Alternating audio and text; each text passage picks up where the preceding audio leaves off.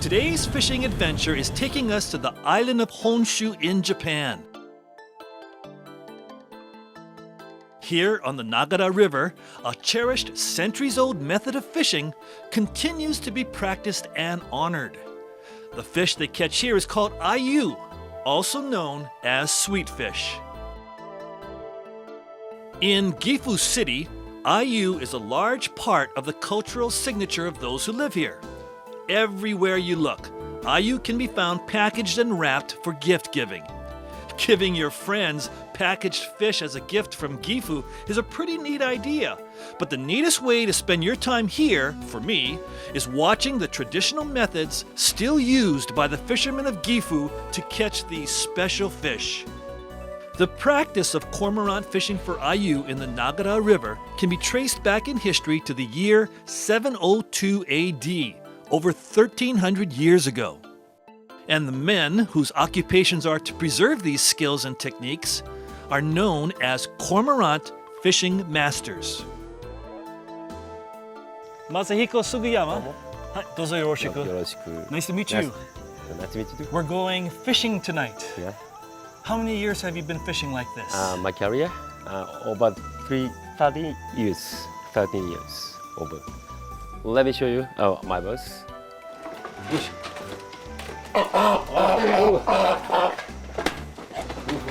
This is the Cormorant Birds. This is wild sweet types of cormorant. There's 3 different types. Wild sweet types of cormorant. We use only wild sweet types. Cormorant fishing is traditional method of fishing in Japan. Over 1,300 years. Wow. And we're in the improvement of the Imperial Household agency. We're Imperial fishermen. Masa, tell me a little bit about the boat you fish on. How long is that boat? Over 10 meters, very long. How many fishermen on one boat? About 1 fisherman and 2 boatmen. And 2 boatsmen. Cormorant birds can stock many fish in this long, soft road. How old are these birds? This birds about 6 years old. I treat them like my family. How long will he live? They usually live in my hand over 20 years. Over 20 years? They really are like your family. Yes, I take care of them very carefully every day, like this. So Masa, how do you move the boat? Move the boat? Boatmen row the boat by this paddle. Also paddling. Yeah. Do you also use the staff to push? Yes, my staff. Great. And what is this? This is koshimino, like hula. Like hula. You say koshimino. Koshimino.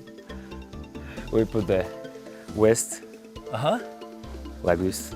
That's traditional. Traditional, not to get wet by water splash. Oh, the birds don't get you wet. Yeah. Okay, Yes. I understand. Well, this is going to be fun. As soon as the sun goes down, let's get on the boat. Yes, thank you.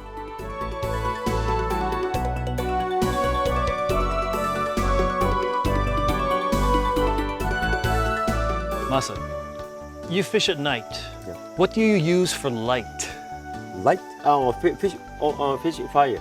Use torches? Torches, yes. So the birds need the light. Yes. And the movement of the fish is very slowly, so they can catch easily many fish in the dark. But they cannot search in the dark, so I like the fishing fire for the cormorants.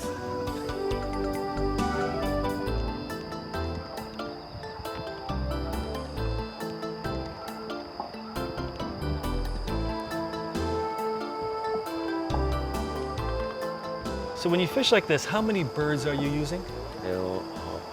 In the fishing, I always use over 10 birds. How deep is the water? 2 or 3 meters. 2 or 3 meters. But ayu live in the shallow. I search ayu to the shallow.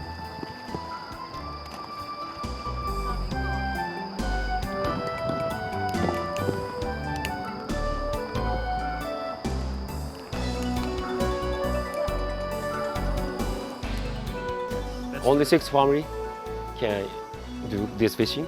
Only 6 families are allowed to do this? Yes, in this Gifu City. So Yeah. you're responsible for teaching the next Yes. generation. Yes. Is it your sons or your nephews? I teach my son. Your son.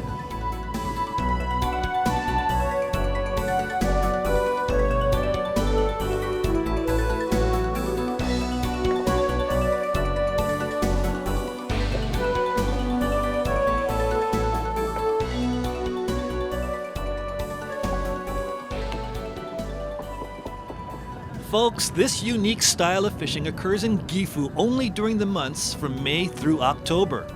This is a must-see if you ever get the chance to visit. And while you're here, don't miss your chance to taste ayu. But bring your credit card. These little gourmet fish command big prices on the local restaurant menus. Folks, a lot of people say thank you for this great fishing trip. Of course, Masahiko-san, Okamura-san from the Gifu Tourism Bureau. Folks, don't go away. A lot more of the fishing show is coming your way right after you catch this.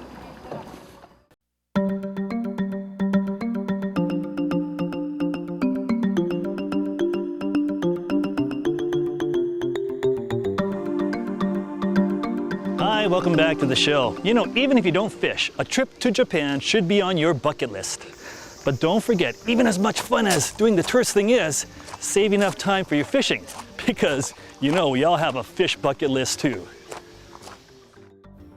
So many enjoyable experiences you can have in Japan are just a train ride away. Get off near the ocean and hear the beach and the surf will remind you more of what you'd expect to see in Hawaii. Look hard enough, and you'll find that Japan's love for all things from Hawaii can be seen in many unexpected places. Plus, if you enjoy dining adventures as much as my friends and I do, Japan is definitely the place for you to visit.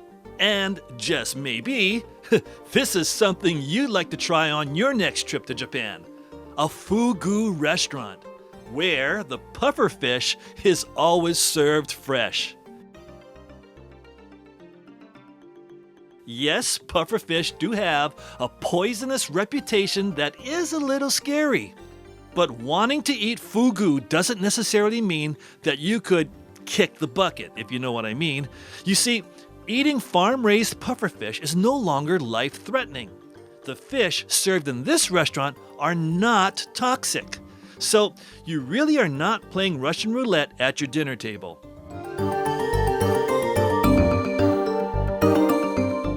This is your best chance to satisfy your culinary curiosity about fugu with little risk.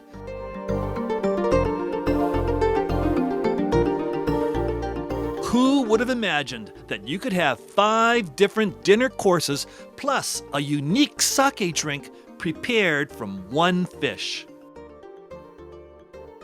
But one of the best places to go shopping for seafood is the local fish market. All you want and more is out there. Interested in crab? You got it. That can be easily arranged. How about fried fish? No problem. Some of these merchants even sell fish-flavored ice cream. No kidding. And everywhere you look, someone is selling squid, which tells me something. The ocean surrounding Japan must be full of these guys.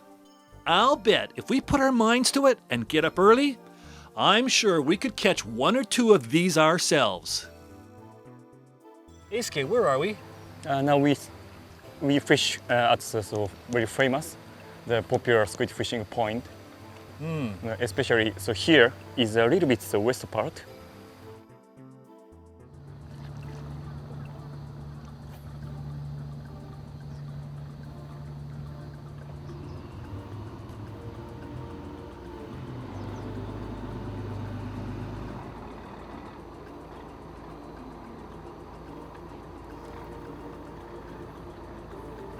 There we go. Daiki, good. Yeah.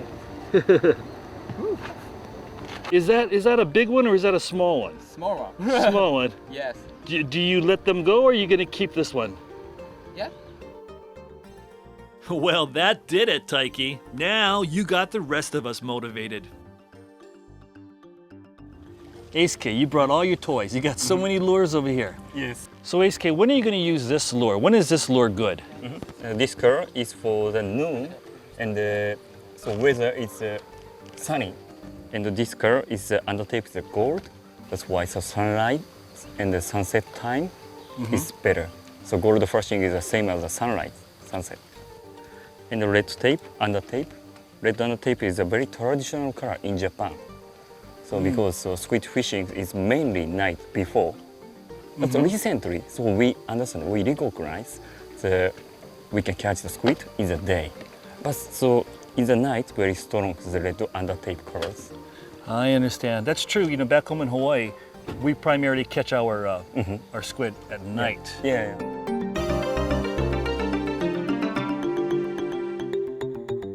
All right, fish on. Well, maybe not exactly, but something's on. Oh boy, now what? Good one. Good one? Yeah. Oh.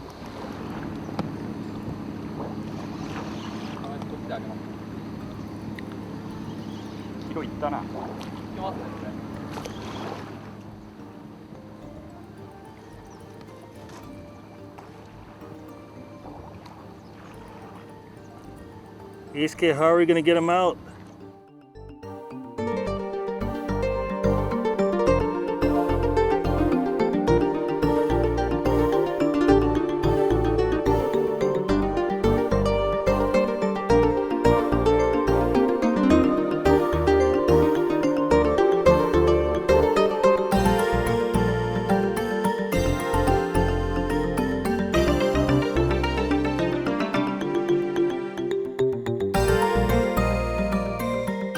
Ace-K, that's a nice one, huh?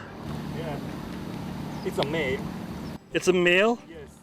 There you can see the pattern, like a bar. It's male.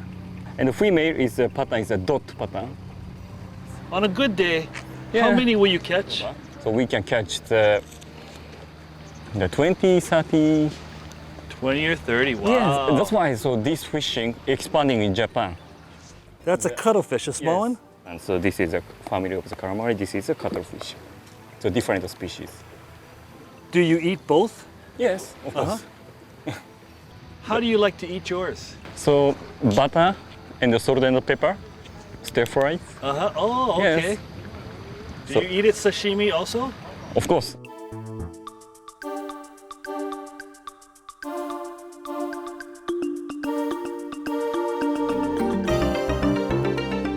Folks, a lot of people to say thank you for this great fun outing. Of course, Ace-K and Taiki from Yamashita. Also the Camp Zama gang, Steve, Brad, and John. Folks, don't go away. A lot more of the fishing shows coming your way right after you catch this.